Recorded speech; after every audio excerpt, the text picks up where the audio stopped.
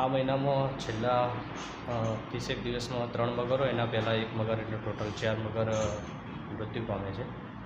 મોટાભાગે અત્યારે મેટિંગની સિઝન હોય, ટેરેટોરી ફાઇટ થતી હોય છે મગરની અંદર, અને છેલ્લા 2 મહિના પછી એના ઈંડા થશે.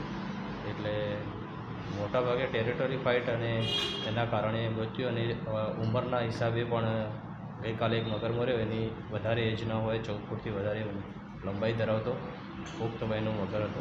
એ કારણ પણ મૃત્યુ હોઈ શકે છે. ટેરેટરી ફાઇટ થાય છે તો શાના માટે થાય છે? Territory fight wild life behaviour છે, અને મોટાભાગે એમનો પ્રજનન સમય હોય છે. એના કારણે અંદર વાઇલ્ડ એનિમલમાં ટેરેટરી ફાઇટ થતી હોય છે. બહારના મગર આવે તો જ થાય ને?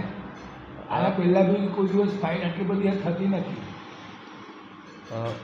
રેગ્યુલર વાઇલ્ડ લાઈફ એક હેબિટાટ, બીજું કે જે એના એક ટેરેટરી વિસ્તાર હોય છે, એ વિસ્તારની અંદર એ લોકોના અંદર જો બીજા કોઈ મગર આવી જાય તો ટેરેટરી ફાઇટ થતી હોય છે. અને બીજું કે હંમેશા વાઇલ્ડ લાઈફમાં એવું હોય છે કે જ્યારે એકબીજાનો સંઘર્ષ થતો હોય છે મેટિંગ સમયે, એટલે એને કંઈ ઇન્જરી થતી હોય છે, એના કારણે મૃત્યુ થતા હોય છે.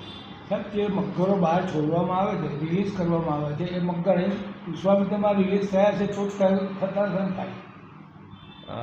વાઇલ્ડ લાઈફમાં એવું છે કે જ્યારે કોઈ બી હેબિટાટમાંથી જ્યારે એને રેસ્ક્યુ કરવામાં આવે છે, એટલે નેચરલ હેબિટાટમાં છોડવામાં આવે છે.